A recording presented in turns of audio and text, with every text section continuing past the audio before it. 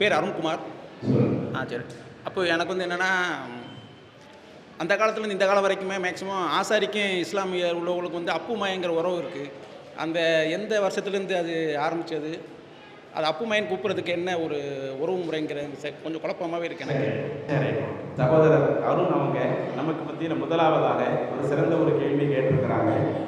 நம்ம தமிழகத்தில் நீங்கள் எடுத்து பார்த்தீங்கன்னா ஆசாரிகள், அதாவது தச்சு வேலை செய்யக்கூடிய ஆசாரிகள் இருக்கிறாங்களா இல்லையா, அவங்க வந்து அந்த முஸ்லிம்களை அழைக்கும் பொழுது அப்புல் மகன் என்கிற ஒவ்வொரு, எங்கள் ஊரில் சிலர் சின்னையான்னு சொல்லுவாங்க, அந்த சின்னையா மகன் என்று சொல்லக்கூடிய அந்த உறவு முறை, இப்படி உறவு முறையை சொல்லி அழைக்கிறமே, இது வந்து எனக்கு தெரிஞ்சு நான் சின்ன வயதிலிருந்து இப்படி சொல்லிக்கிட்டு இருக்கிறோம். இது எப்பத்திலிருந்து தமிழகத்தில் சொல்லப்பட்டது, அதற்கான ஆதாரங்கள் ஏதாவது இருக்குதா? இதுதான் சகோதரர் அவங்களுடைய கேள்வி. தமிழகத்தில் நீங்கள் எடுத்து பார்த்தீங்கன்னா இன்றைக்கு வந்து ஏராளமான முஸ்லிம்கள் இருக்கிறாங்கன்னா ஒவ்வொரு முஸ்லிம்களும் ஒவ்வொரு சமூகத்தையும் சில குறிப்பிட்ட உறவு முறையை சொல்லி அழைக்கிறாங்க. அதில் குறிப்பாக தச்சு வேலை செய்யக்கூடிய அந்த ஆசாரி சமூகத்தை சேர்ந்தவங்களை அந்த சித்தப்பு, சின்னையா என்ற இந்த உறவு முறையை சொல்லி அழைக்கிறோம்ல, இதே மாதிரி வெவ்வேறு உறவு முறையை சொல்லி அழைப்பதற்கு என்ன காரணம்?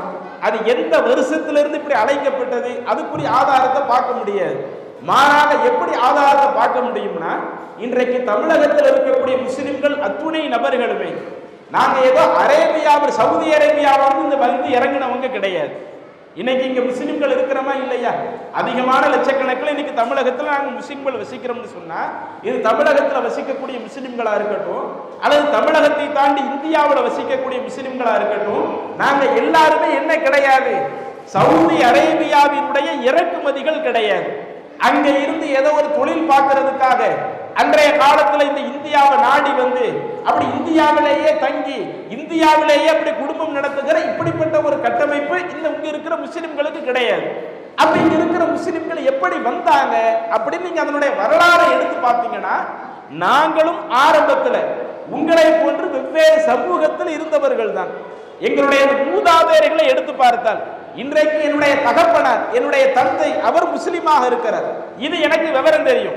அவங்களுடைய தந்தை, அது எனக்கு விவரம் தெரியும். அவங்களுடைய பெயர் கேட்டாலும் என்னால சொல்ல முடியும், அவங்க முஸ்லிமா இருந்தாங்க.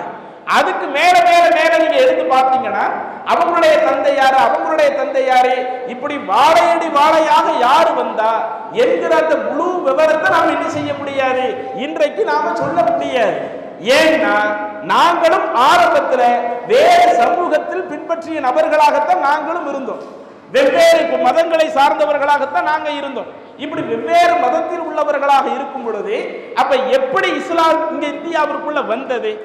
நாங்க எல்லாருமே இந்திய நாட்டினுடைய குடிமக்கள் தான். அதனாலதான் இந்த இன்றைக்கு நீங்க பாத்தீங்கன்னா மத்திய அரசின் சார்பாக எத்தனையோ பல நேரங்கள்ல நாங்க வந்து முஸ்லிம்களுடைய குடி உரிமையை பறிக்க போறோம், இந்தியன் இல்லைன்னு நாங்க சொல்ல போறோம் என்று சிஏஏ என்ற ஒரு சட்டத்தை கொண்டு வரும் பொழுது மத்த சமூகமும் அந்த சட்டத்தை எதிர்த்தாங்க. முஸ்லிம்களாகிய நாங்களும் அந்த சட்டத்தை எதிர்த்தோம். ஏன் எதிர்த்தோம்? எங்களுக்கும் இந்தியாவுக்கும் சம்பந்தமே இல்லைன்னு வைங்க, உங்களுக்கு இந்திய குடியுரிமை தரமாட்டோம்னு சொன்னா சரி, எங்களுக்கு தான் இந்திய சம்பந்தம் இல்லையே, நாங்க அப்படியே சும்மா இருந்துக்கிடுவோம்னு சொல்லிடுவோம். ஆனால் நாங்கள் அப்படி அல்ல. நாங்கள் ஆரம்பத்திலிருந்து இந்திய நாட்டினுடைய குடிமக்களாக இருந்தவங்க. ஆரம்பத்தில் ஒரு மதத்தில் இருந்திருப்போம், இன்னைக்கு அந்த மதத்திலிருந்து வேறு ஒரு மதத்திற்கு நாங்கள் மனம் மாறி இந்த மதத்திற்கு வந்திருப்போம். இந்த இஸ்லாமிய மார்க்கத்தை ஏற்று இருக்கிறோம். நாங்கள் இந்தியர் என்பதுல இதுல எந்த ஒரு மாற்று கருத்து இல்லை. எனவே எங்களுடைய குடியுரிமையை பறிப்பதற்குரிய அதிகாரம் அது யாருக்கும் கிடையாது. அப்படி பறிக்க நினைத்தாலும் ஒரு காலம் நாங்கள் பறிக்க விட மாட்டோம்னு மத்திய அரசாங்கத்திற்கு எதிராக பல போராட்டங்களை தொடர்ச்சியா நாங்கள் நடத்திக்கிட்டு இருக்கிறோம். இது எதுக்கு சொல்ல வரணும்னா, நாங்களும் ஆரம்பத்தில் வெவ்வேறு சமூகத்துல தானே இருந்தோம். அப்ப எப்படி இந்தியாவிற்குள்ள இஸ்லாம் பரவியது என்று பார்த்தீங்கன்னா, ஆரம்பத்தில் சவுதி அரேபியாவில் முகமது என்ற அந்த நபிகளாருடைய காலத்தில் எடுத்து பார்த்தீங்கன்னா வரலாற்றின் அடிப்படையில் ஏறத்தாழ 1500 வருடத்திற்கு முன்னாடி சவுதியில பிறந்தவங்க. சவுதி அரேபியாவில் பிறந்து தன்னுடைய 40வது வயதுல அவங்க இறைவனுடைய தூதரா தேர்வு செய்யப்படுறாங்க. 23 ஆண்டு காலம் இறைவனுடைய தூதுத்துவ பணியை மேற்கொள்றாங்க.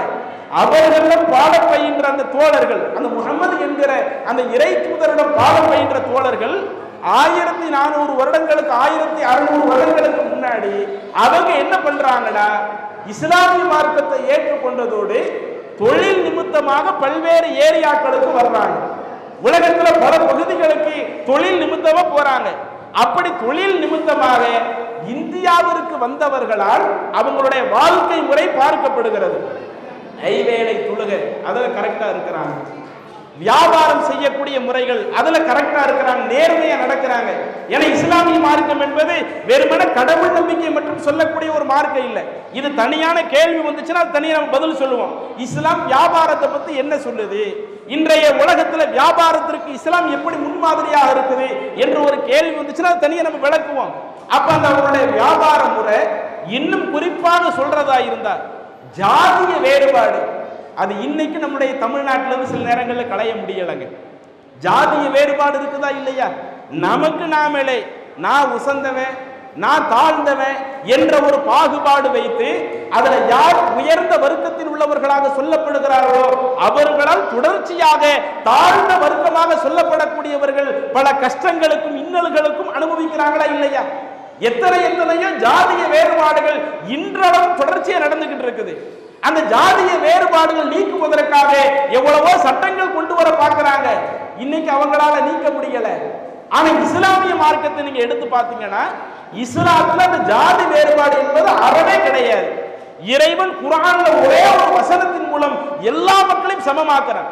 ஒருவன் தன்னை உயர்ந்த குலமாக சொல்லலாம், இன்னொருத்தனை மட்டம்னு நினைக்கலாம். ஆனால் இறைவன் சொல்லக்கூடிய போதனை என்ன? யா அய்யுஹன் நாஸ், குர்ஆன்ல வரக்கூடிய ஒரு அரபி வாசகம். இதனுடைய அர்த்தம் என்ன? மனிதர்களே, இத்தகு ரப்பக்கும் உள்ளது ஹலகக்கும் மின் நஃப்ஸின் வாஹிதா, உங்கள் அனைவரையும் ஒரே ஒருவரிலிருந்து படைத்தானே அந்த இறைவனை பயந்து நடந்து கொள்ளுங்கள். நீங்க இன்னைக்கு எந்த மொழினாலும் பேசிக்கிடலாம், எந்த மதத்துல வேண்டுமானால் நீங்க இருந்துக்கிடலாம், எந்த ஜாதியில வேண்டுமானால் உங்களை நீங்க சொல்லிக்கிடலாம். அது நீங்க சொல்லக்கூடிய ஒன்றுதானே ஒழிய இறைவனுடைய படைப்பை பொறுத்தவரையில நீங்க அனைவருமே எல்லா நாட்டில் இருக்கக்கூடிய மனிதர்களுமே ஒரே ஒருவரிலிருந்து தான் வந்திருக்கிறீங்க. அந்த அதற்கடுத்து அவரிலிருந்து அவருடைய ஜோடியை இறைவன் படைக்கிறார். இப்படி ஒரு ஜோடி மக்கள், அதைத்தான் ஆதம் ஹவ்வா என்று சொல்வார்கள். ஆதம் ஏவாள்னு சொல்றாங்களா இல்லையா?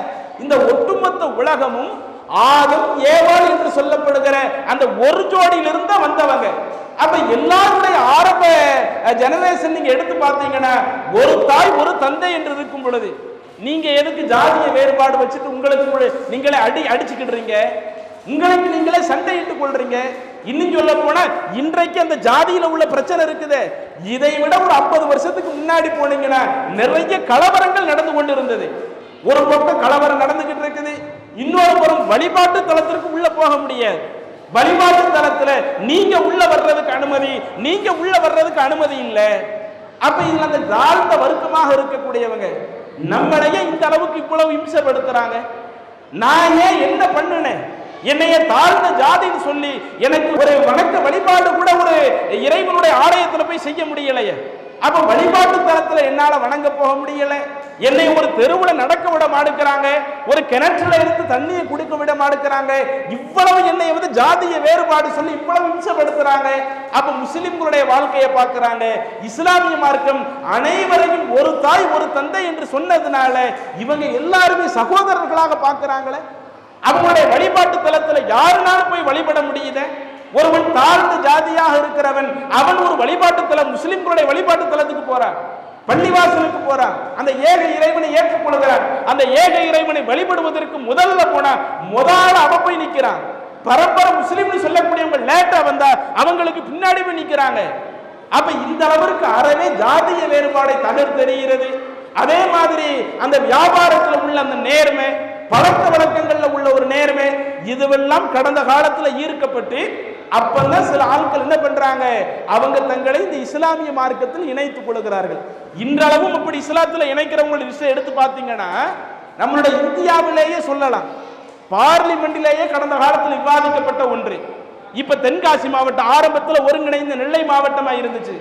இன்னைக்கு அந்த தென்காசி மாவட்டத்தில் பார்த்தீங்கன்னா ரஹ்மத் நகர்னு ஒரு ஊர் இருக்குதுங்க. ரஹ்மத் நகர்னா என்ன?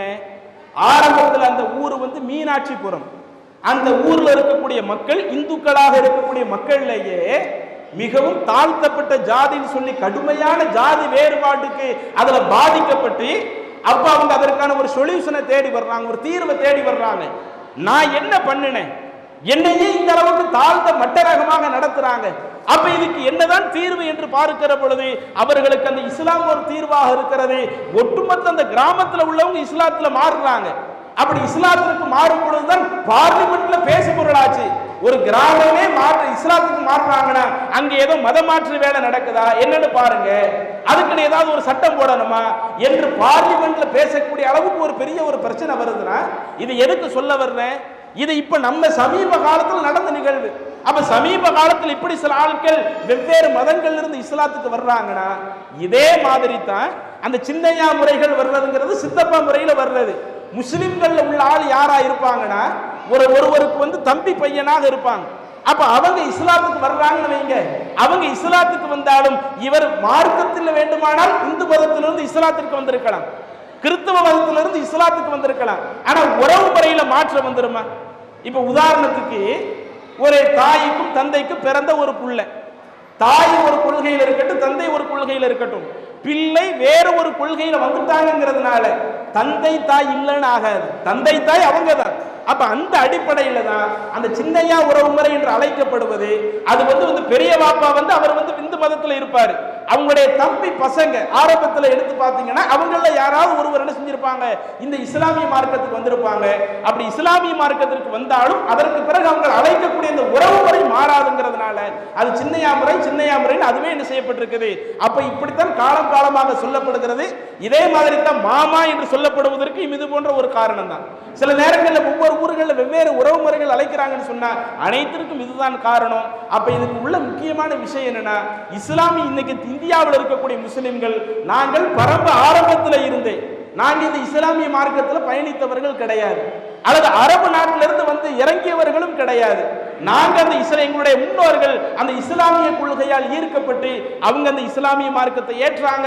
அவங்களுடைய பிள்ளைகளால் அப்படியே தொடர்ச்சியாக இன்னைக்கு முஸ்லிம்கள் வந்துகிட்டு இருக்கிறோம். அப்ப அந்த சின்னையா உறவுமுறை சொல்லப்படுவதற்கு இதுதான் காரணம். இஸ்லாம் மற்றும் சமுதாய செய்திகளை அறிந்து கொள்ள தமிழ்நாடு தௌஹீத் ஜமாஅத் யூடியூப் பக்கத்தை உடனடியாக சப்ஸ்கிரைப் செய்து கொள்ளுங்கள். மேலும் பெல் பட்டனையும் கிளிக் செய்து கொள்ளுங்கள்.